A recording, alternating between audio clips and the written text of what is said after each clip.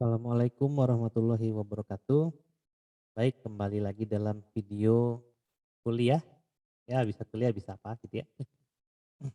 Dalam video kali ini saya ingin menjelaskan mengenai basis data relasional ya, di mana kita tahu kalau memodelkan basis data relasional itu menggunakan IR diagram ya. Nah, jadi nanti bagaimana caranya kita mengimplementasikan desain yang kita buat ya dari IR diagram tadi. Jadi di sini akan berfokus ke design to implementation untuk basis data relasional. Jadi dari IR diagram menjadi tabel-tabel di dalam basis data. Baik, model data relasional itu adalah model data yang digambarkan dalam bentuk tabel. Artinya bentuk datanya adalah tabel, namun tabel tersebut tidak berdiri sendiri ya, melainkan tabel itu memiliki relasi dengan tabel yang lainnya. Di mana kalau kita mengimplementasikan tabel dalam IR diagram nantinya, itu sudah harus bentuk tabel normal ya. Artinya tidak boleh lagi ada multi value gitu ya. Tidak boleh ada lagi yang ketergantungan fungsional, yang ketergantungan sebagian gitu ya. Tidak boleh lagi ada yang ketergantungan transitif ya. Jadi semua tabel harus normal agar tabel tersebut tidak terdapat kesalahan ketika input, ketika update ya, ketika update ataupun ketika menghapus tabel ya. Jadi insert, update, delete dia tidak terdapat anomali di dalamnya. Nah, untuk model data relasional sendiri kalau kita ngomongin IR diagram itu udah di level physical data gitu ya, dalam model data level fisik. Kan kalau kita berbicara model data itu kan ada data tipe logik ya, ada data tipe fisik ya, memodelkan data dari level logik ya dan level fisik. Sebenarnya yang paling atas itu adalah level konsep. Ya karena memang sejatinya IR diagram itu adalah dari top down ya pendekatannya, artinya kita melihat dari keseluruhan lalu diterjemahkan ke dalam model, maka model yang paling dekat dengan implementasi itu adalah model level fisik ya. Kalau kita ingin implementasikan tabel-tabelnya ke dalam suatu basis data relasional dengan aplikasi DBMS tertentu. Entah itu MySQL, Oracle, SQL Server, PostgreSQL dan lain sebagainya. Ya. Oke, nah di sini kita akan mentransformasikan model data ke database fisik ya. Jadi nanti beberapa hal yang kita perhatikan adalah yang pertama adalah entitas dan relasi akan ditransformasikan ke dalam bentuk tabel. Kemudian atribut dari entitas akan dinyatakan sebagai field dari tabel yang sesuai, artinya sesuai dengan entitasnya. Kemudian asosiasi antar tabel didefinisikan lewat pengguna kunci tamu atau foreign key. Jadi kalau ada suatu tabel berinteraksi dengan tabel lain, itu primary key dari tabel lain tersebut akan menjadi foreign key di tabel yang akan direlasikan. Ya. Nah karena nanti kalau kita akan melakukan proses query, maka kita akan lakukan proses join dari tabel-tabel yang terkait. Nah bagaimana cara joinnya itulah tadi dengan adanya foreign key di tabel-tabel yang akan didefinisikan relasinya. Nah, secara umum ini adalah bentuk skema basis data relasional ya. Kalau ini yang saya ambil adalah kasusnya perwalian. Jadi ada siswa, ada wali. Ya kita ingat bahwa basis data relasional dengan IR diagram itu ada yang namanya kardinalitas ya. Ini kardinalitasnya adalah one to many atau satu ke banyak. Artinya satu wali bisa mengakomodir banyak siswa ya, banyak mahasiswa atau siswa di sini. Nah, sehingga kalau dibalik relasinya satu siswa hanya boleh memiliki satu wali. Baik, kita masuk ke dalam materi transformasinya. Yang pertama yang kita lakukan adalah transformasi dari entitas. Nah, untuk IR diagram mungkin tidak usah saya jelaskan lagi ya. Untuk materi IR diagram silakan cek playlist dari basis data di channel YouTube ini gitu ya.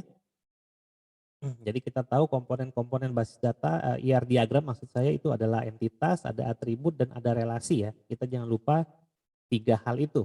Kemudian ada kardinalitas juga dan ada asosiasi. Ya, asosiasi itu termasuk relasi tadi, tapi nanti asosiasinya akan berkaitan dengan bentuk daripada tabel tersebut. Baik, kita masuk ke entitas. Gitu ya, penggambaran entitas dalam IR diagram adalah kotak ya notasinya. Lalu penggambaran atribut dalam IR diagram adalah oval seperti ini. Di mana kalau kita terjemahkan ini adalah dosen, entitas dosen memiliki atribut NIK, nama dosen, dan alamat dosen. Gitu ya. Nah, desain ini akan kita jadikan tabel dengan format seperti ini di database. Gitu ya. Yaitu tabel dosen, di mana ada NIK, ada nama dosen, dan ada alamat dosen. Ya, dari desain kita tahu NIK itu di garis bawah, itu artinya NIK itu nantinya akan kita set sebagai primary key ya di DBMS. Nah, lalu kalau misalnya ada entitas dengan atribut komposit seperti apa? Atribut komposit itu adalah atribut yang nilainya masih bisa dipecah menjadi atribut yang lebih kecil, gitu ya. Misalnya di sini entitasnya adalah customer. Customer ini memiliki ID, nama, dan alamat. Ya, kalau dengan cara yang tadi berarti kita punya ID, nama, dan alamat. Ya untuk customer, namun karena alamat itu masih bisa dipecah ya karena dia tipe atributnya komposit, kita menggambarkannya seperti ini di IR diagram. Nah, alamat itu ada jalan, ada kota ya, ada city, ada state, provinsi, sama kode pos. Maka yang akan menjadi tabel itu adalah semua atributnya. Jadi atribut komposit ini dipecah dulu ya menjadi salah satu atribut, satu atribut, satu atribut, satu atribut, dan kita jadikan tabel semua dari atribut komposit tersebut. Gitu ya. Kemudian kalau ada atribut dengan multi value gimana? Ya kita tahu bahwa menggambarkan multi value atribut itu adalah dengan oval dan ovalnya ganda ya. Nah, kalau di sini ada entitas proyek, ada nomor proyek, ada nama proyek, ada lokasi.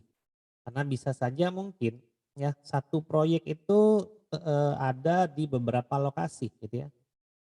Nah, apabila memang terjadi hal seperti ini, ya maka kita harus membuat 2 buah tabel gitu ya. Tabel pertama adalah tabel proyek, yaitu hanya ada nomor proyek dan nama proyek, lalu tabel kedua itu akan ada nomor proyek dan nomor proyek dan lokasi dengan nama tabel lokasi proyek. Nah, untuk masalah yang ada di sini, nomor proyek itu pasti adalah primary key untuk tabel proyek ya.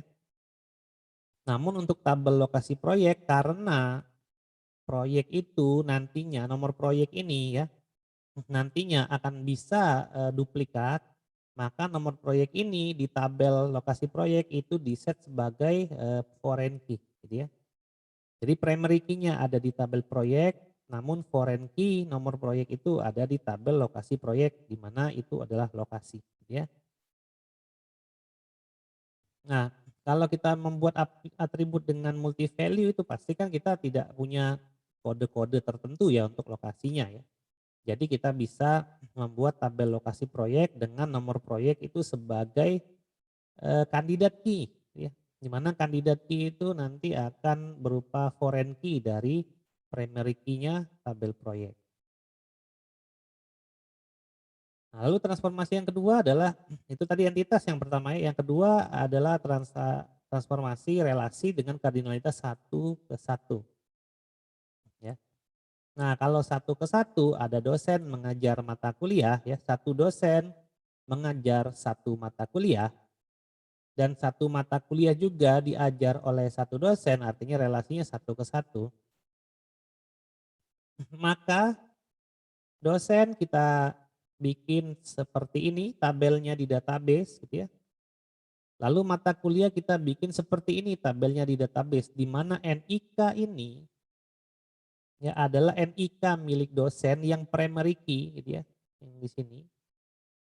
Dan kemudian di tabel mata kuliah dia menjadi suatu foreign key. Ya. Ini kalau misalnya 1 ke 1. Artinya foreign key bisa ditempatkan di salah satu tabel yang berelasi satu ke satu. Ya.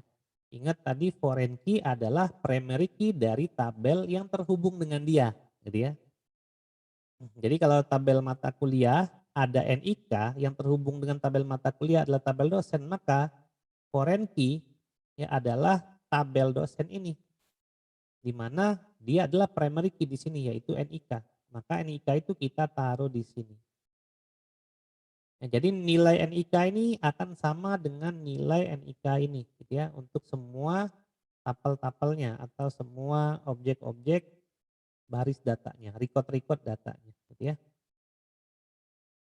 Lalu yang kedua adalah transformasi relasi dengan kardinalitas satu ke banyak ya, one to many. Nah, kalau one to many berarti di sini ada tabel mahasiswa ya, karena tabel mahasiswa itu bisa banyak, di mana banyak mahasiswa itu pasti mendaftar di satu jurusan. Jadi hanya satu mahasiswa di satu jurusan ya. Jadi satu mahasiswa itu hanya boleh ke satu jurusan. Tapi satu jurusan itu bisa memiliki banyak mahasiswa di dalamnya, kan gitu ya cara membacanya. Maka tabel mahasiswa kita buat seperti ini, ya tabel jurusan kita buat seperti ini, seperti yang pada entitas menggambarkan entitas di yang saya jelaskan sebelumnya.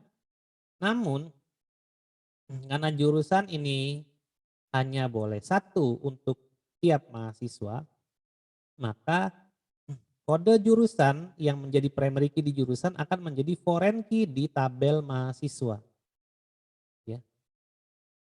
Artinya relasi satu ke banyak ya dari satu jurusan memiliki banyak mahasiswa, maka yang satu ini akan menjadi foreign key ke yang banyak ini. Jadi primary key-nya kode jurusan itu akan menjadi foreign key di tabel mahasiswa seperti ini. Ya, jadi ini adalah transformasi dari desain ke implementasi DBMS-nya nanti. Jadi kalau kita membuat tabel menggunakan perintah data definition language ya seperti create tabel, maka tabel mahasiswa walaupun desainnya hanya 3 atributnya, tapi dia berelasi satu ke banyak ke satu ya, many to one dengan jurusan, maka implementasi create tabelnya menggunakan perintah SQL ya data definition language kita harus bikin 4 baris. Ya.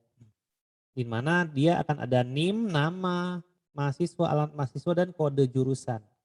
Usahakan kode jurusan di sini namanya sama dengan kode jurusan yang ada di sini karena dia adalah foreign key dan ini adalah primary key. Pada dasarnya mereka berdua memiliki nilai yang sama. Namun kenapa di sini ada kode jurusan agar ketika kita ingin tahu mahasiswa itu jurusan apa, kita bisa menelusuri jurusannya dari kode jurusan. Lalu kode jurusan ini akan tersambung dengan kode jurusan di sini dan kita bisa tahu nama jurusannya. Nah selanjutnya relasi dengan kardinalitas banyak ke banyak ya, many to many.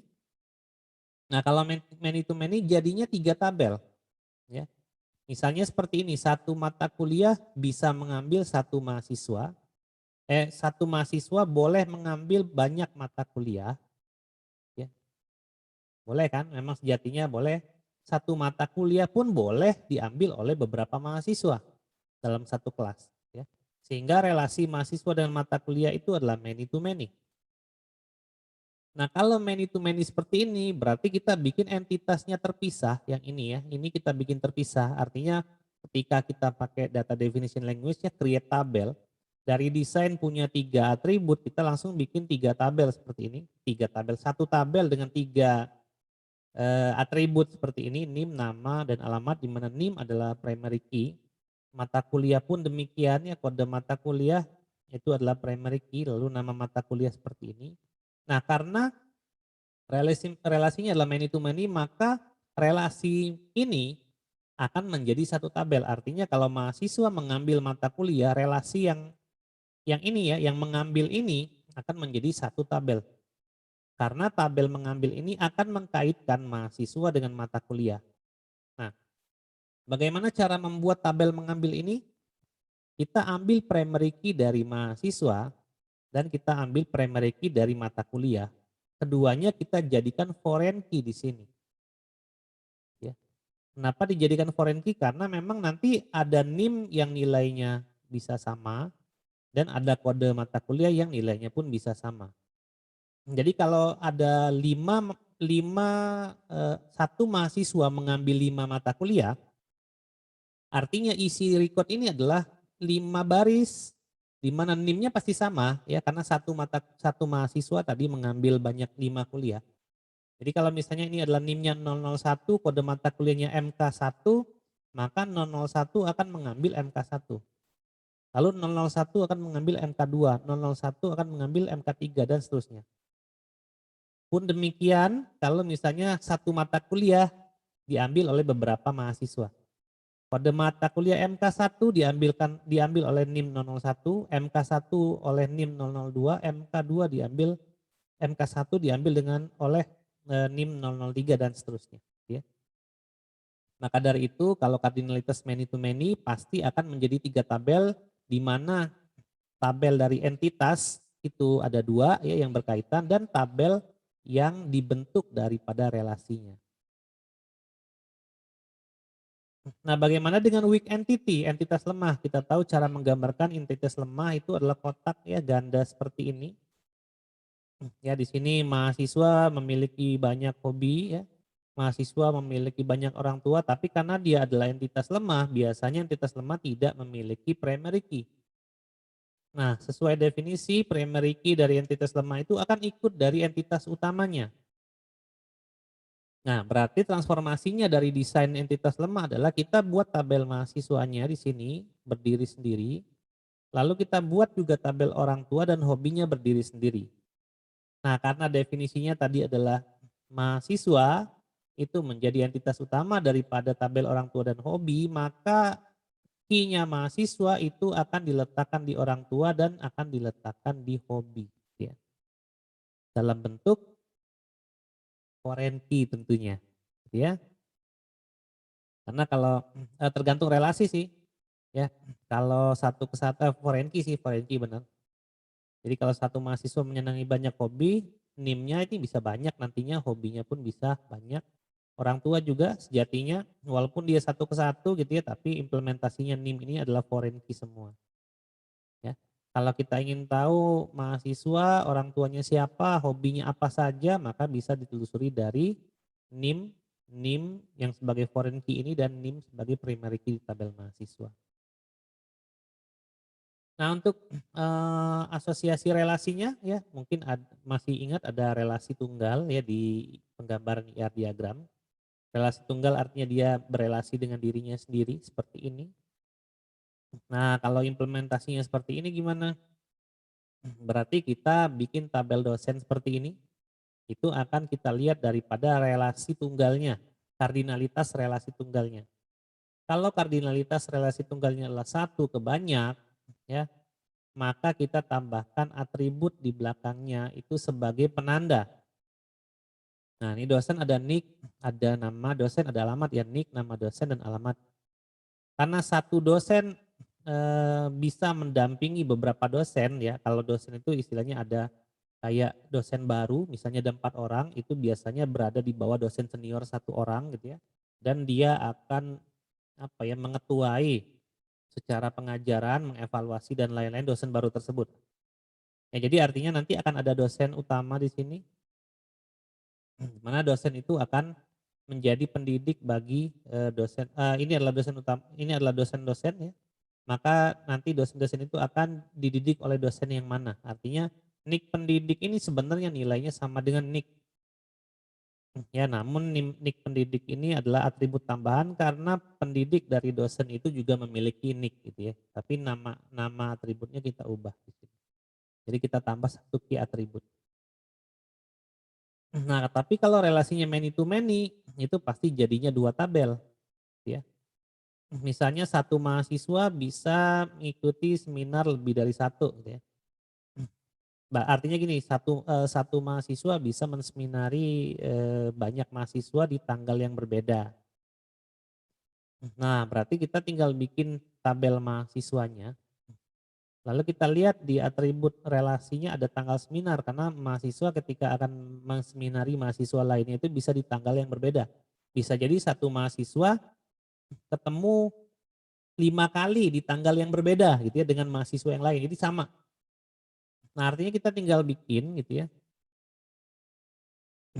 di sini, adalah ini bukan tabel orang tua ya, salah, ini tabel mahasiswa harusnya. Jadi kita buat tabel mahasiswanya di sini dan tabel seminarnya di sini, namun karena dia bentuknya many to many, maka NIM yang menjadi primary key di sini akan menjadi foreign key di tabel seminar. Ya karena semua mahasiswa bisa mengikuti seminar yang banyak gitu ya dari mahasiswa lainnya. Nah kalau relasi ganda, ya relasi ganda berarti relasinya ada dua ya. Dosen mengajar mata kuliah, dosen menguasai mata kuliah. Atau relasinya bisa lebih dari dua ya, ada relasinya tiga. Jadi hubungan dosen dengan mata kuliah itu bisa jadi tidak hanya mengajar ya, tapi bisa jadi yang lain gitu ya. Nah relasi-relasi seperti itu kita harus akomodasi juga pembuatan tabelnya.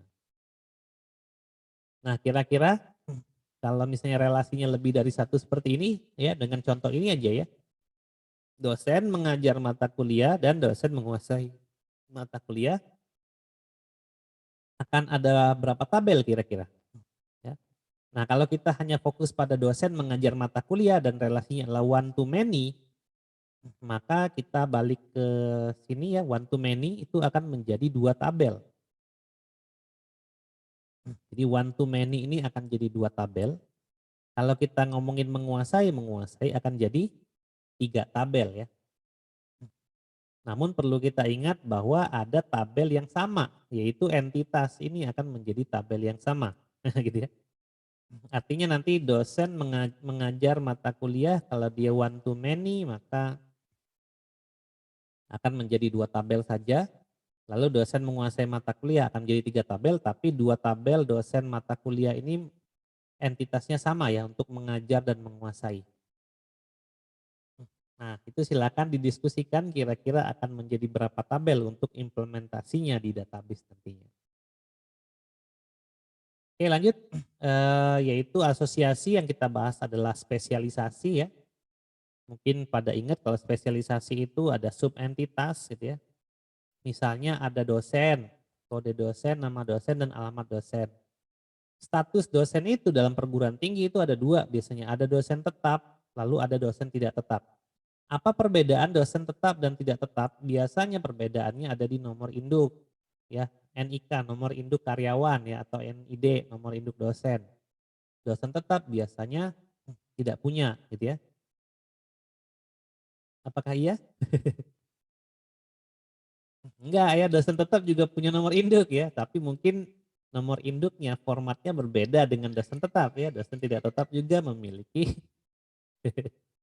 memiliki nomor kode dosen ya, nggak mungkin nggak ada gitu ya, pasti ada gitu ya.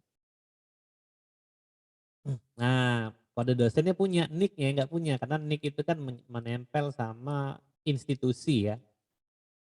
Nah, berarti kalau kita lihat seperti ini ya, ini adalah spesialisasi. Dosen punya atribut umum, artinya dosen itu punya kode pos, nama dosen, alamat dosen.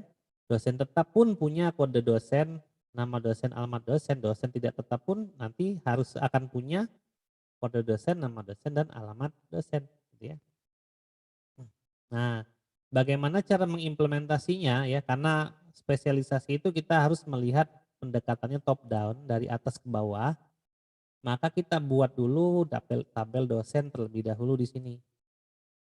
Ya, kode dosen, nama dosen, alamat dosen. Lalu kita juga harus membuat kode dosen tetap. Di mana kan kode dosen tetap pasti ada kode dosen ya. Pasti ada dosen, nama dosen dan pasti ada alamat dosen. Nah, tapi untuk dosen tetap kita hanya buat nick, pangkat, dan tanggal masuknya aja. Untuk alamat dan namanya itu akan kita lihat dari kode dosennya. Nah, artinya kode dosennya kita harus masukkan ke dalam tabel dosen tetap. Ya. Jadi misalnya di sini kode dosennya 001, nicknya 1, pangkatnya asisten ahli, tanggal masuknya 2015 misalnya. Nah, kode dosen 01 itu namanya siapa? Kita mengacu pada tabel dosen yang ada di sini, ya. Nah, begitu pula dengan dosen tidak tetap. Karena atributnya hanya ada nama kantor, alamat kantor, tapi dia juga pasti punya alamat, nama dan kode dosen. Maka untuk tahu dosen tetap itu siapa, itu kode dosennya akan masuk diimplementasikan di dosen tidak tetap. Sehingga menjadi tabel dosen tidak tetap dengan kode dosen di sini sebagai foreign key gitu ya. Dari tabel dosen yang ada di sini sebagai primary key, ya.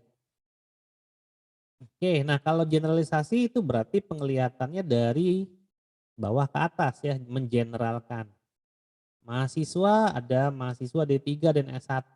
Secara generalisasi itu sebenarnya kalau melihatnya secara bottom up ya udah mahasiswa D3 dan S1 ini kita jadikan atribut gitu ya.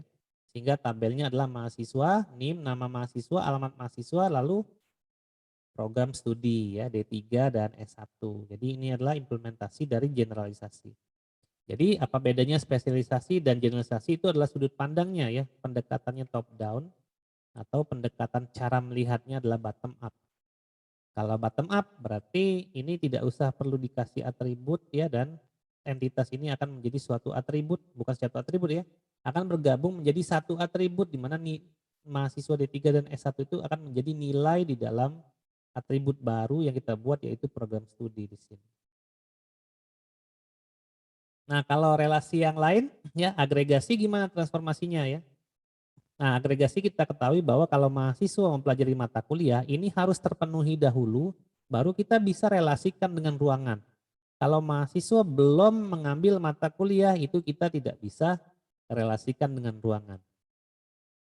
Nah, kalau kita tadi mengacu pada perubahan entitas, pada transformasi entitas ya, many to many jadinya 3 tabel.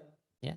Lalu kita lihat dari entitas ini kan kotak juga ya, artinya ini adalah sebagai entitas dianggapnya. Ya, lalu relasi dengan ruangan many to many juga. Berarti akan ada 3 tabel juga ya dari entitas keseluruhan ini dengan mengikuti dan ruangan. Nah, tapi jangan lupa tadi ya, mahasiswa dan mata kuliah sudah menjadi entitas sendiri dan mempelajari jadi entitas sendiri, artinya jadi tabel sendiri. Ya, mahasiswa mempelajari mata kuliah dengan relasi many to many akan menjadi 3 buah tabel. Ditambah mengikuti dan ruangan akan menjadi 3 buah tabel juga. Nah, jumlah tabelnya kira-kira berapa? Nah, gitu ya. Tapi ingat, tidak boleh ada tabel yang duplikasi. Ya, silakan kira-kira seperti apa perubahan transformasinya apabila kita mendesain IR diagram dengan agregasi.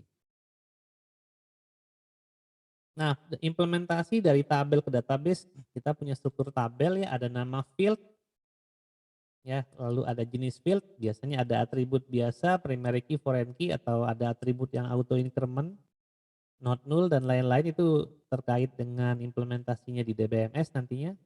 Kemudian ada tipe data, tipe field, itu tergantung ukuran, ya ada varchar, panjangnya 2 misalnya, atau integer, panjangnya 11, dan seterusnya ya, ini tergantung pada DBMS yang digunakan juga. Kemudian ada domain value juga, ada mandatory. Mandatory itu berarti harus wajib diisi, nggak boleh kosong. Kemudian ada boleh diisi kosong atau memiliki nilai default. Default itu artinya kalau memang dia tidak diisi nilainya, nilainya akan terisi sendiri dengan suatu nilai. Atau hanya boleh diisi oleh range atau value tertentu. Nah, ini juga ada ya. Jadi itu adalah domain value-nya nanti. Nah, ini contoh struktur tabelnya, ini kalau di MySQL ya. Ya, ini adalah nama. Ya, inilah tipe, ini 11 ini adalah panjang. Ya, correlation ini bentuk formatnya nanti seperti apa ya, untuk penerjemahannya dari biner ke yang lain. Kemudian null, kalau no itu berarti nggak boleh kosong, kalau yes itu boleh kosong, defaultnya ini adalah kosong nilainya. Ini defaultnya tidak ada, extra auto increment, artinya user ID ini akan dibuat sendiri secara auto increment. Ya, dan ini adalah primary key karena ada garis di bawah sini ya. Nah, yang lainnya ini biasa aja. Artinya itu masuknya ke atribut biasa ya. Nah, kalau kita menggambarkan skema konseptual, kita bisa gambar IR diagram dengan skema konseptual seperti ini, pakai Power Designer. Ya, ini adalah relasi one to many, ada cabangnya 3 ya, one to many gitu ya. Nah, kalau ini apa simbolnya? Ini saya lupa ya, Power Designer ini simbolnya apa ya. Nah, atau kita bisa bikin skema relasional dengan cara seperti ini menunjukkan hubungan ya, dan menunjukkan asosiasi. Jadi kalau pengadaan itu akan bergantung user, penjualan bergantung user dan seterusnya ya. Ini bisa digambarkan dengan Power Designer juga. Baik, itu saja tentang transformasi yang dari desain ke tabel ya. Semoga informasi ini berguna. Untuk yang discussion tadi ya mengenai agregasi dan relasi yang lebih dari satu ya, itu silakan didiskusikan atau bisa nanti teman-teman cari ya seperti apa transformasinya di mesin pencari yang lain. Itu saja dari saya, terima kasih atas perhatiannya, terima kasih atas atensinya, dan terima kasih sudah menonton video ini. Saya akhiri, wassalamualaikum warahmatullahi wabarakatuh.